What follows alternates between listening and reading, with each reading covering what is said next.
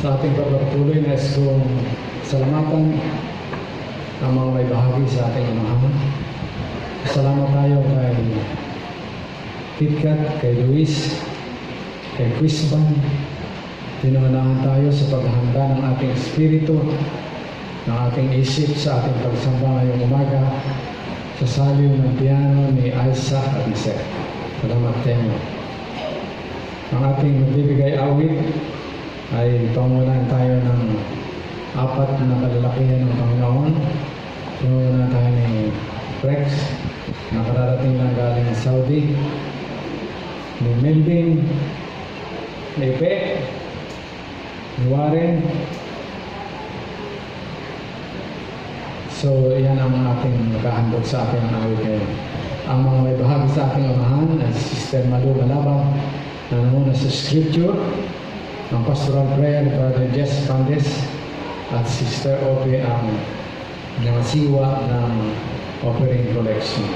Ating tagapagsalita ngayong umaga ay ating walang iba kundi ang ating church evangelist na walang iba kundi si Brother Rudy Alcaparas. Ibigyan muna natin ang awit ng apat na kalalakihan.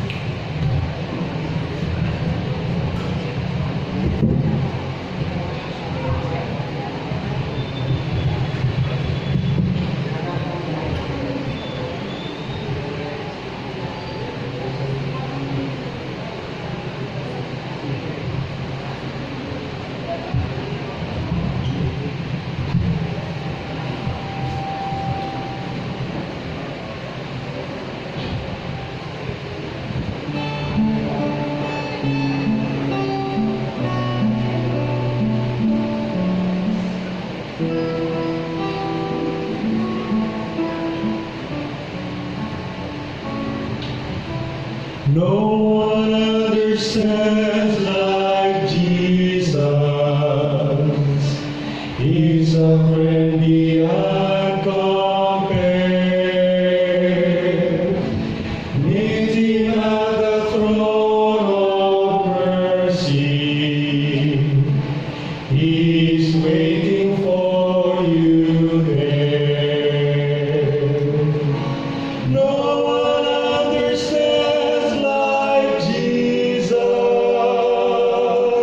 when the days are dark and gray. No one is so dear as Jesus. Rescue every care on Him. No one understands like Jesus. Every who He sees and feels. Tenderly He whispers comfort, and the broken heart He heals. No one understands like Jesus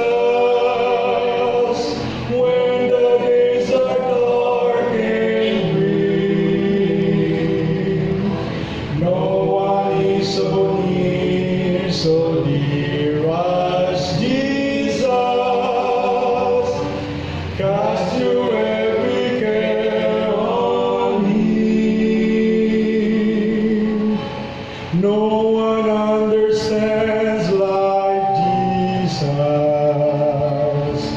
when the fruits of life are stale.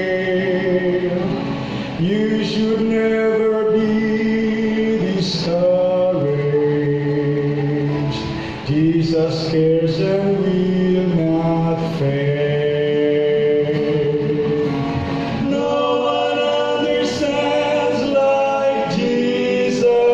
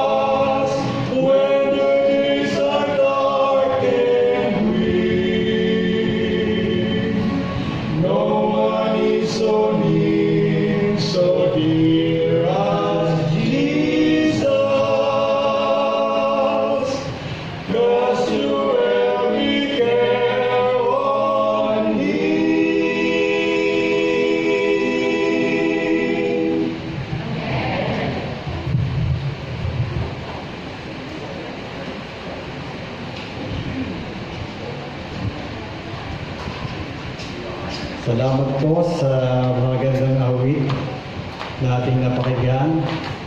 Lahat tayo ay nasiyahan po. Lalo na po yung mga anak ni Rex, no? Talagang sila ay tuwan-tuwa, ganoon din ang anak ni Melvin. Tagal natin sila namiss, di po ba? Namiss natin yung F4. Kaya lang hindi natin sila matawag na F4 ngayon kasi si Warren ay binata pa. Kaya dapat Warren, mag-asawa ka na at magkaanak.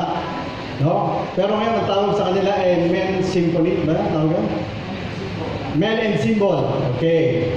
So, alam po, nakaliw tayo, no? Kumusta na po kayo mga kapatid?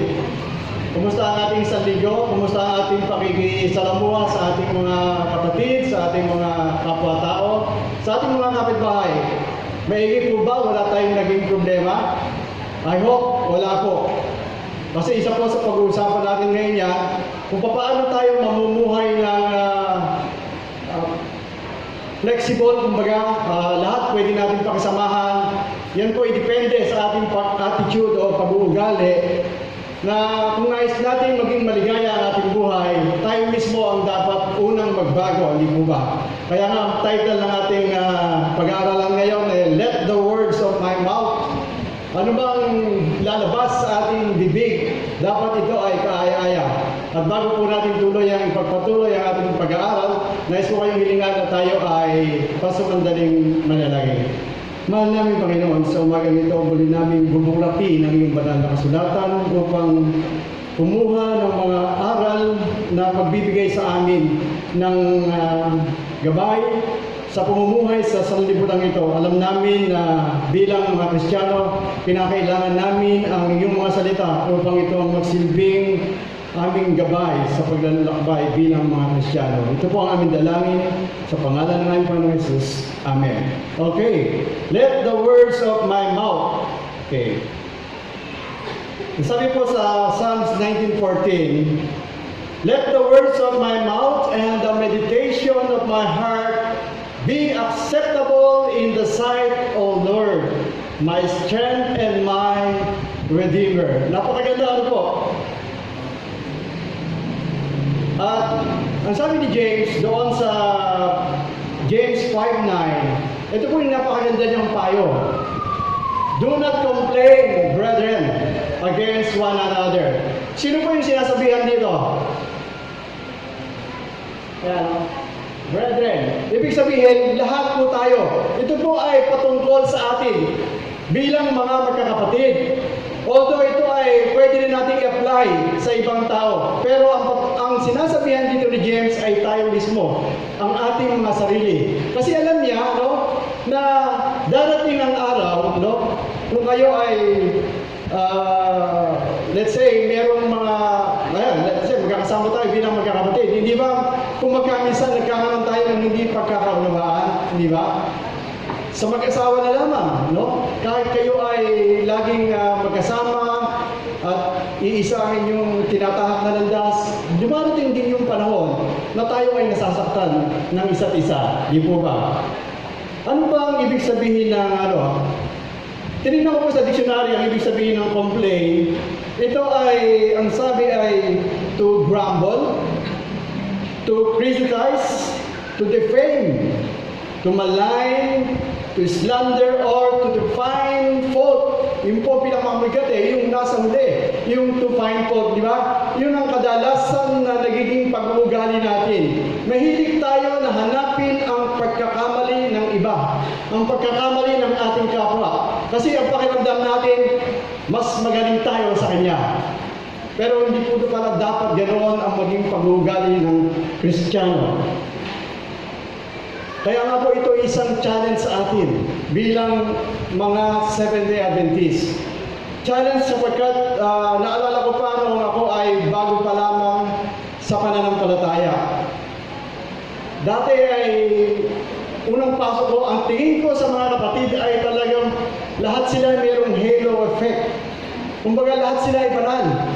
Lahat sila ay hindi gagawa ng masama. Lahat sila ay kakampi mo. Lately na lamang po nang malaman ko yung tinatawag nating mga faults, no? Yung mga pagkakamali ng ating kapwa. mabuti na lamang ang Panginoon ay sadyang mahusay. Sadyang alam niya ang pakikitungo niya sa bawat isa sa atin. Ibig sabihin, inihanda niya muna tayo na para maging bukas ang ating isipan, para maunawaan natin yung mga nakikita nating mali. Na kadalasan ay kung yung susuriin ay pagkakamali mo rin pala. Kaya dapat, dun sabi sa atin ay, do not complain. Huwag po tayong magreklamo. Kaya, maaari po natin ihambing ang church, ang simbahan nito sa isang kadaong, di ba? Naalala niyo ba si Noe nung siya ay utusan ng Diyos na sumakay sa barko? Ilan lamang sila doon? 8 lamang sila, isang pamilya. Pero kasama nila lahat ng uri ng hayop. At na-imagine niyo ba kung ano ang nagiging kalagayan nila doon? No? Ganun sila katagal tumigil sa barko. Doon sa daong na ginawa ni Noe. Matagal, no? 3 months ba yun? 6 months ba yun? Pero na-imagine niyo ba yung mga hayop na nandoon? Ano ang magiging amoy, no? Ito daw kung barko na Noe, pwede natin ihambing sa ating church. Iba-iba yung pag-uugali, no? At magkamisan nga ay nangyayari sa atin, nag-iiwasan tayo dahil ayaw natin na siya masaktan. Pero sa totoo lang, ay hindi natin gusto yung kanyang ginagawa. Yun po ang kalalagayan ng ating iglesia. Marami tayong hindi maunawaan, lalo na sa pag-uugali ng iba. Kasi ang gusto natin, yung masusunod ay yung ating pag-uugali, di ba? Pero hindi natin alam, ay hindi rin pala maganda yung ating ugali. No? Lalo na kung mahilig tayo mamuna ng mali ng ating kapwa. Napapansin niyo ba yan kahit na during patla, no, sa hapon, ano-ano ang nagiging paksa ng iyong usapan? Hindi ba yung si kapatid na merong nagawang pagkakamali?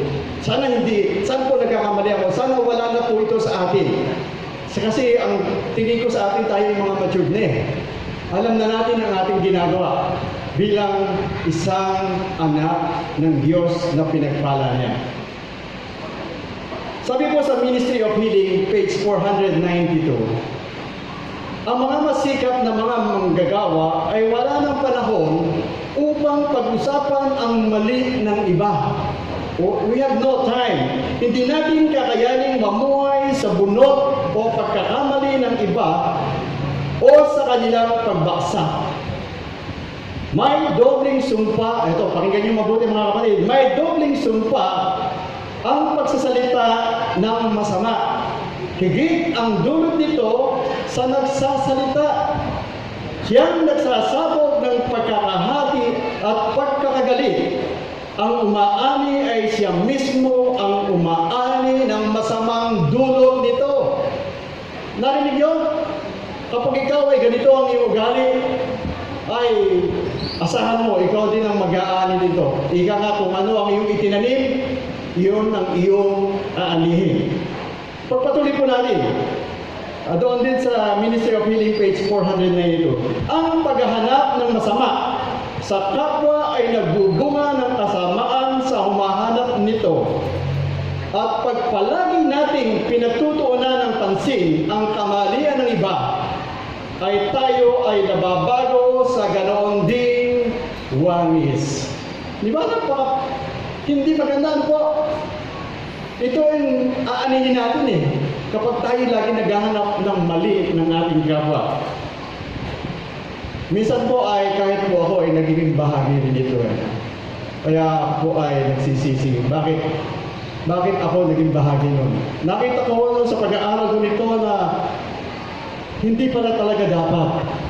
Ang sabi ko doon sa Steps to Christ, page 119, kung sasabihin ninyo sa iba ang inyong damdamin, ang bawat pag-aalinlangan na inyong ipinahahayag ay hindi lamang nagkakaroon ng pagtauli sa inyo, kundi isa rin namang binhing tutubo at mamumunga sa kabuhayan ng mga iba at mangyayaring hindi masugpo ang nagawa ng inyong mga pangungusap.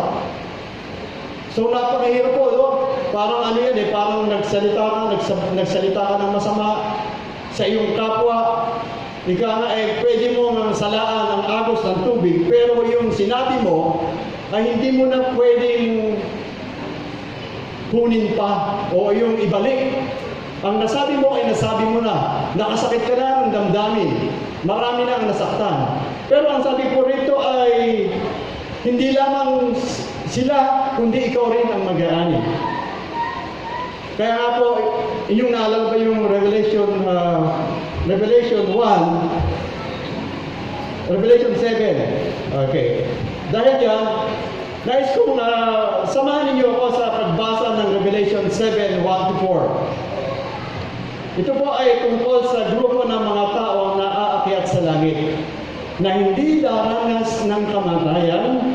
Ang tawag niyang Biblia dito ay 144,000. Ito na po.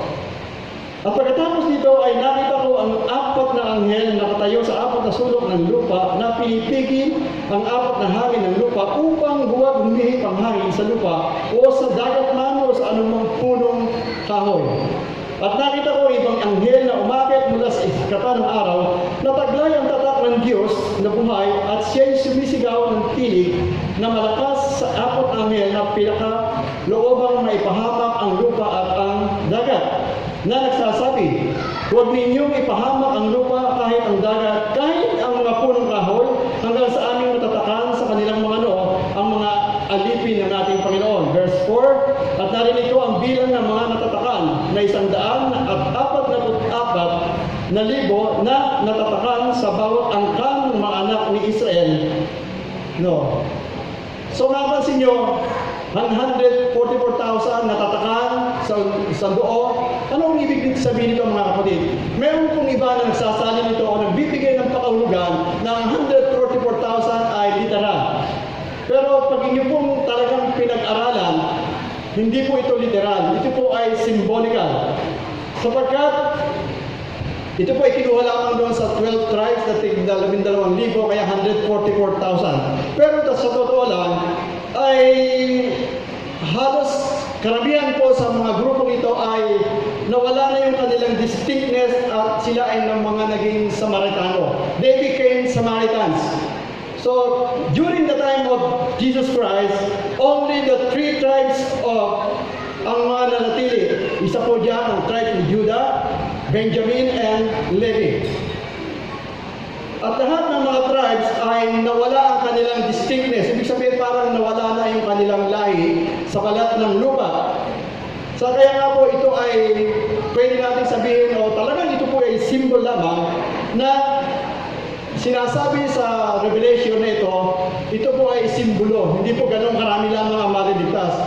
Ito po ay sinabi lamang kasi nga ang lahi ni Kristo ay nagmula doon sa 12 tribes ni Judah. So,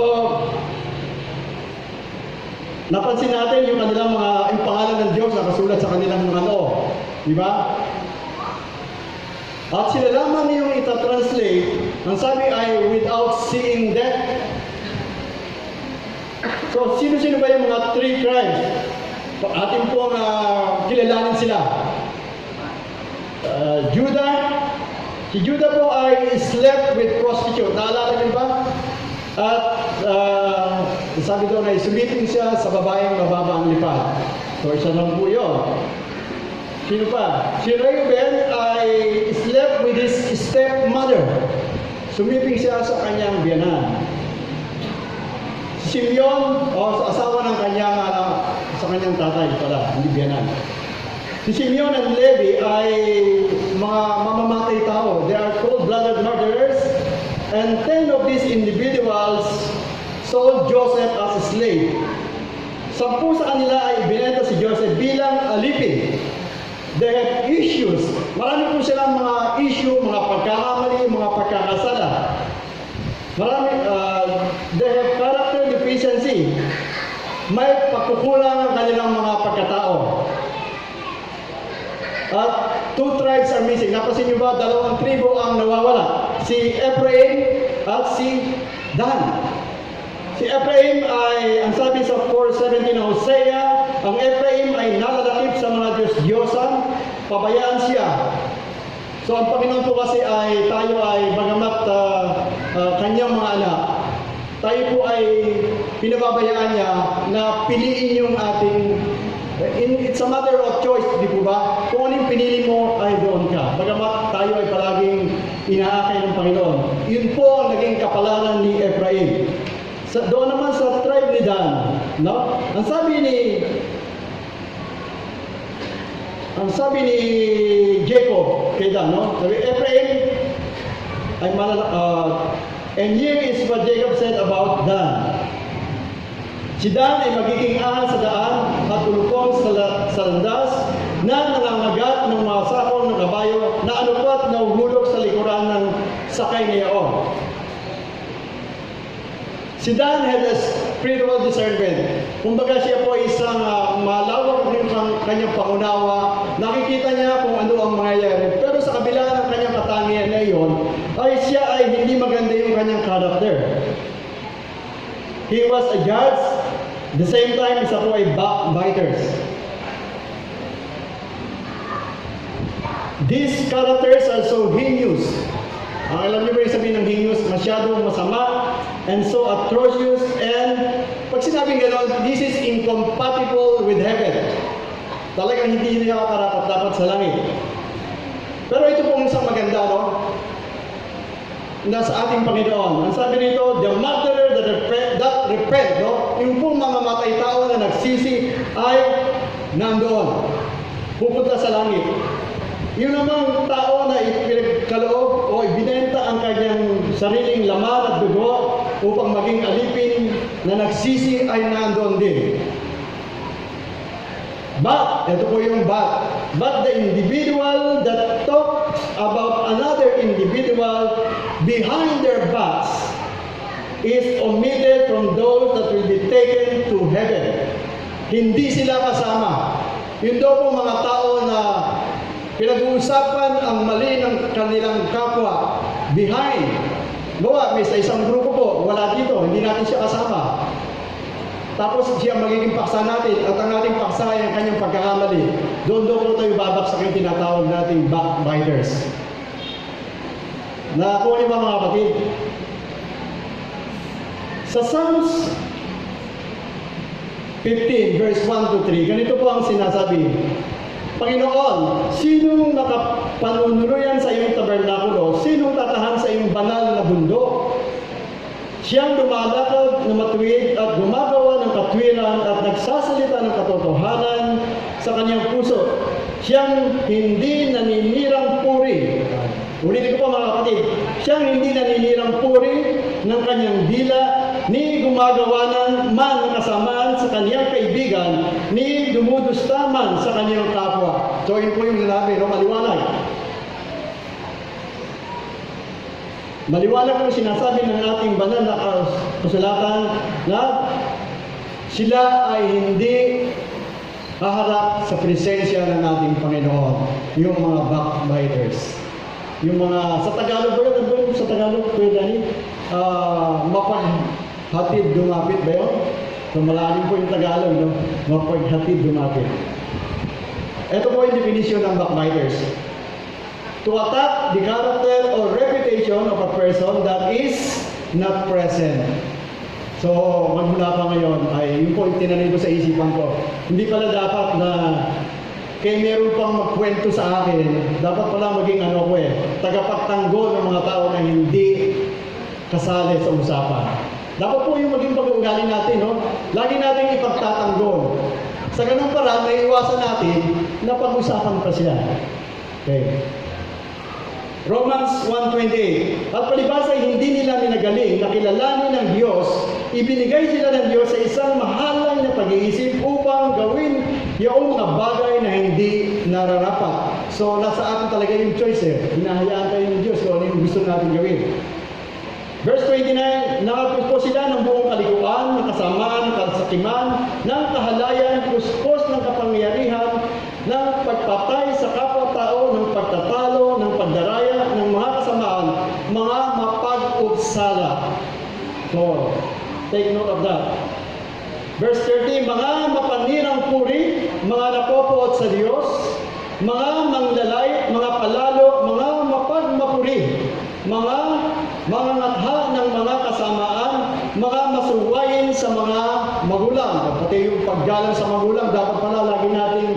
isa-isip yun, no? Magkaminsan kasi, this time and age, no? Napapansin ko, yung magulang at anak, ay sila yung palaging nagtatalo. No? Nakikita natin na parang nawawala na sila ng paggalang sa kanilang mga magulang.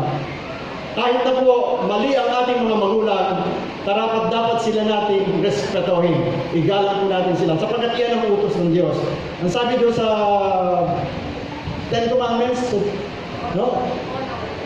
Honor your father and their mother so that, yun po yung may pangako, no? Your life will be strengthened. Hahaba ang iyong buhay. Sa Psalms 101 verse 5, ito pa po ang isa, ang sumisirang puri sa ililin, sa kanyang nalihim, sa kanyang kapwa ay aking ibubuwal.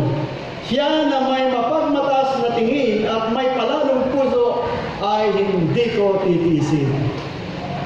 Kita niyo? Mapakaraming payo sa atin. Kaya hindi aksidente po yung pagsasabi tungkol sa 144,000.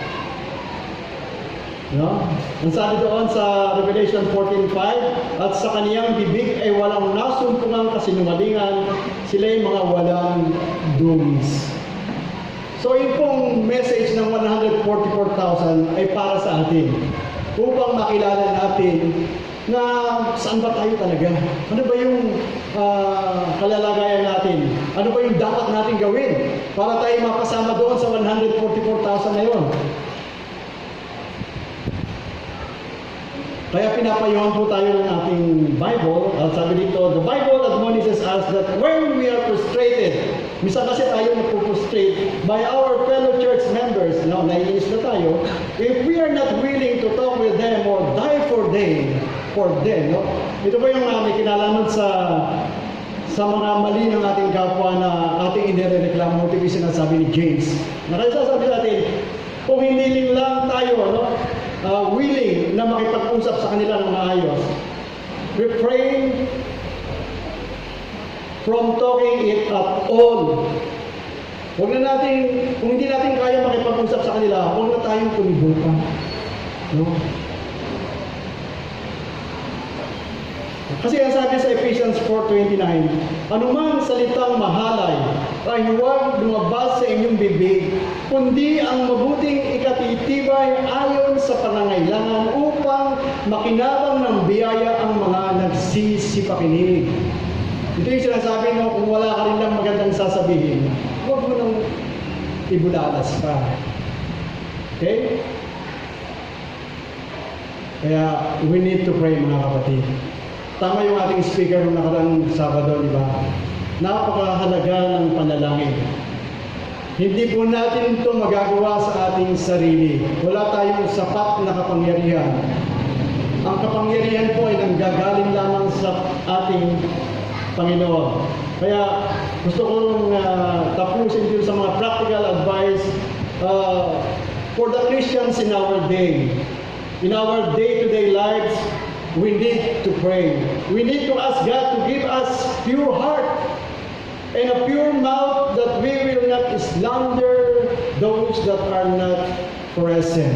So, madali po kasi tayong matukso kapag yung kapatid natin ay wala sa harapan natin. Para bang malayang-malaya na tayo na pag-usapan siya. Di ba? Ako po nagigildi din ito minsan. Kaya magmula po ngayon, mabasa ko ito at mapag-aralan, hindi pala talaga dapat. Kaya tayo po ay dapat manalangin. Sabi po sa Psalm 119 verse 11, no, ito po yung magiging gabay natin, no, na pwede natin magamit sa araw-araw. Your word have I hid in my heart that I might not sin against you. Ang salita mo'y aking iniingatan sa aking puso upang huwag akong makasala laban sa iyo. Di ba napakagandang payo nito mga kapatid? Sa Romans 12:21, huwag kang padaig sa masama, kundi bakos daigin mo ng mabuti ang masama. Okay? Tandaan po natin, ang Panginoon ay naging pasensyoso sa atin. Hindi niya kaagad ibinabaksak yung kanyang parusa sa atin. Hinihintay niya tayo na magkaroon tayo ng pagbabagong loob. Ganyan kabait ang ating Panginoon. Steps to Christ, page 121. Ito po yung isang napakagandang payo ni Mrs. White. Kung palagi na lamang nating aalalahanin ang mga pangit at di matuwid na gawain ng ibang mga tao, ay ating masusumpungang hindi natin may ibig sila na gaya ng pag-ibig sa atin ni Kristo, di ba? Kung nakikita mo na lang sa iyong kapwa ay yung kanyang mali, ay talagang imposible na maibig mo siya. Ngunit, kung ang ating mga isipan ay mamamahay sa kahangahangang pag-ibig at habag ni Kristo sa atin, ay ganyan ding diwa o loobin ang dadaloy na buhat sa atin patungo sa mga iba. Next, sa pagpapatuloy, dapat tayong mag-ibigan at magpitaganan sa isa't isa, bagaman hindi natin mapipigilang di makita ang mga pagkukulang at kapintasan ng iba. Wala po sa atin yung control na hindi makita yon. Hindi natin yung mapipigilan. Dapat paunlarin ang kapakumbabaan at di pagtitiwala sa sarili at mahinahong kalooban sa mga pagkukulang ng mga iba. Ito ang papatay sa diwang makasarili at magpapaganda ng ating kalooban upang tayo maging mapagbigay. Di ba napakaganda po? Tandaan po natin, they are also child of God. Anak din sila ng Panginoon, mga kapatid. Ang tao yan ay pinagbuhisan din ng buhay ng ating Panginoon. Minamahal siya ng ating Panginoon. Ang nakikita lang natin ay bahagi ng larawan. Di ba? Kamisan, ang nakikita lang natin ay kalahati ng istorya. Hindi natin nakikita lahat kung ano, bakit ba siya nagkaganyan? Bakit pa ganyan ang kanyang pag-uugali? Remember, you cannot read the hearts of people. Hindi po natin kayang basahin ang puso ng ating kapwa. Na sometimes kapag tinignan natin sila, ang nakikita natin sila sa kanila ay kawalang pag-asa. Di ba? Oh, wala nang pag-asa ang tao yan na magbago. Di ba? Basta ganun tayo. We are judgmental. Pero kung sisiyasatin natin ang ating sarili, baka mas masahal pa tayo sa Kanya. Yun po ang masakit eh. Kapag tayo nagkaroon ng paglilinis sa ating sarili, makikita natin na mas marami pala tayong pagkakamali.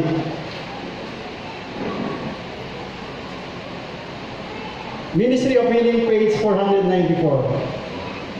Tandaan mo na hindi mo mababasa ang puso. Hindi mo batid ang mga motibo ng bawat puso na sa tingin mo ay mali.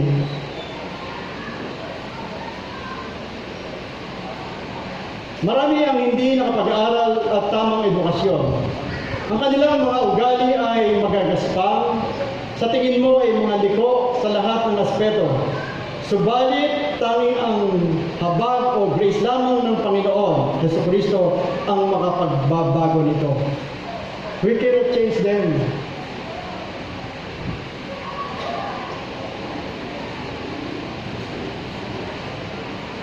Dapat, we must see them as Jesus see them. Kung ano yung pagtingin ni Kristo sa kanila, ganun din pala dapat tayo.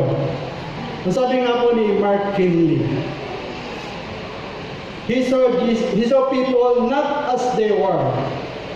Jesus saw people not as they were, but as they could become. Kung ano ang magiging siya.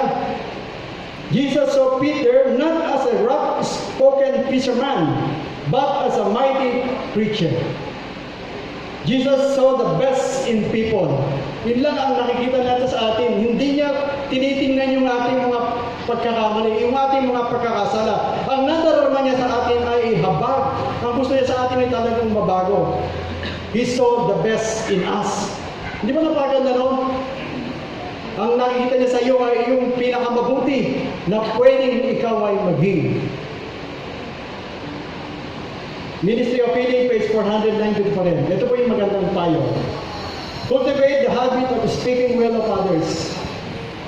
Dwell upon the good qualities of those with whom you associate, and see as little as possible of their errors and failings. Kumbaga, takluban mo muna yung mga pagkakamali niya. When tempted to complain of what someone has said or done, o kung ikaw ay natutokso na, praise something in that person's life or character. Laging may pangontra dapat. Cultivate thankfulness. Lagi tayong maging mapagpasalamat. Praise God for His wonderful love in giving Christ to die for us. It never pays to think of our grievances. God calls upon us to think of His mercy and His much love, that we may be inspired with praise. Siguro, napakasaya po na kung palaging ganito ang sasalubin ng bawat isa, yung hindi na natin makikita yung mga marurumi sa ating kapwa, yung mga mali niyang ginagawa, siguro madali na natin siyang mahalin. No? Di ba? Yun lang ang nagiging problema natin parang ang hirap mahalin. Bakit ba ang hirap mong mahalin? Pero sa totoo lang, ikaw yung mahirap mahalin Kasi ganoon ka rin naman Kung titingnan mo lang talaga ang iyong sarili. Ito po yung isang karanasan ni Mrs. White. No? Sabi niya sa Steps to Christ, page 117, namimitas ako ng mga bulaklak at nasasamyo ko ang halimuyak ng mga ito. Nagituro sa akin ng kapatid na ito. Nakasabay ko sa paglalakad. Ang di nakikitang mga tinik na umahadlang sa kanyang dinaraanan. Naroon siya, tumatangis at nahahapis. Hindi siya lumalakad sa landas at hindi sinusundan ang nangunguna, kundi siya ay lumalakad sa gitna ng mga dawagan at tinikan. O anya na tumatangis. Hindi baga sayang ang magagandang halamang ito na sinisira ng mga tinik nang magkagaling nagsalita ang nangunguna. Ito pa yung sabi ng nangunguna. Pabayaan mo ang tinik sapagkat susugatan ka lamang. Di ba? Totoo naman yung mga kapatid kapag pinansin mo lagi yung mali ng iba, natiyak masasaktan ka. Pitasin mo ang mga rosas, ang mga liryo at ang mga clavel. Di ba? Pulutin natin yung mga ganda sa Kanya. Nasabi sa Ephesians 4:29, anumang salitang mahalay ay huwag lumabas sa inyong bibig, kundi ang mabuting ikatitibay ayon sa pangangailangan upang makinabang ng biyaya ang mga nagsisipakli. Di ba kapag ikaw ay maganda yung sinasabi mo, napapansin mo yung kausap mo ay talagang nasisiyahan. Bukang-buka yung kanyang bibig at tuwang-tuwa. Kaysa yung una pa lamang ay kinontra mo na, nagsalita ka na ng hindi maganda. Di ba? Ang balik nito ay sa ibig. Verse 30. At huwag ninyong pighatiin ang Espiritu Santo ng Diyos na sa Kanya kayo'y tinatakan hanggang sa kaarawan ng pagtubos.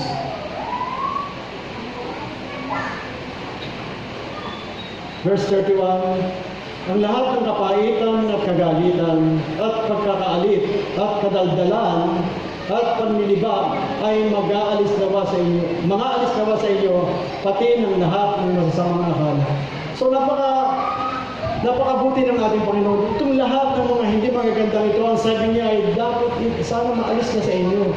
Huwag na mamutawi sa inyong mga labi ang hindi mga magagandang salita.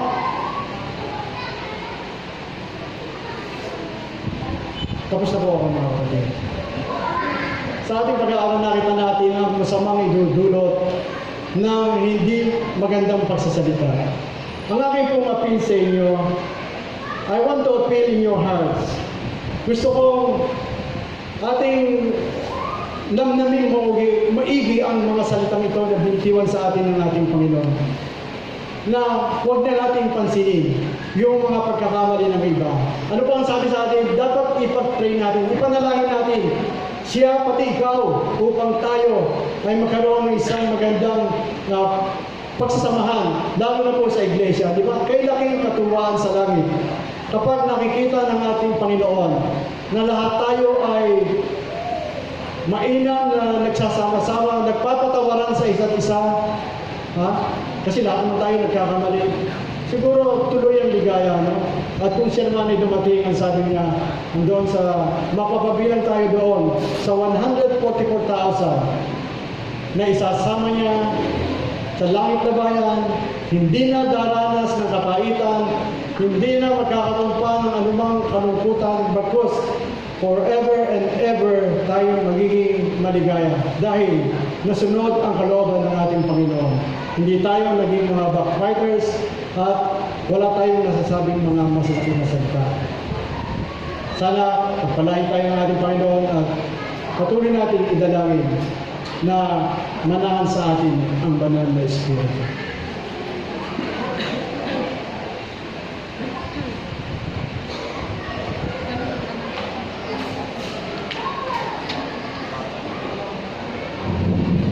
Para po sa ating pagtatapos, awitin po natin ang Holy Time, hymn number 191.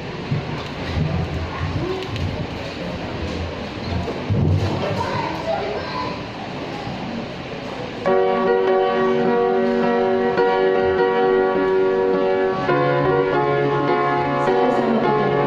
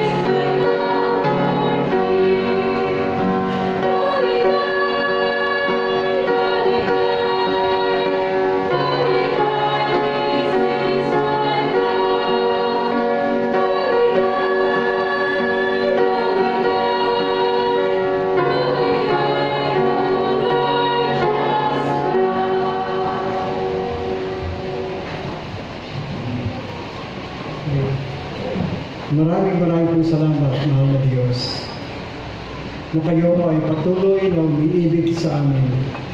Na sa kabila ng aming mga pagkukulang at pagkakasala, patuloy niyo kami pinagkakalooban ng pag-asa na kami man, kung kami ay magsisi sa aming mga kasalanan at hindi na gagawin ang mga salitang mahalay at makakasakit ng aming kapwa, ay mapapabilang sa tinatawag na 144,000 upang diyan ay magsama kami ng walang hanggan sa kasama ang aming Panginoong Jesucristo. Ito po ang aming dalangin sa banal at makapangyarihang pangalan ng aming Panginoong Jesus. Amen.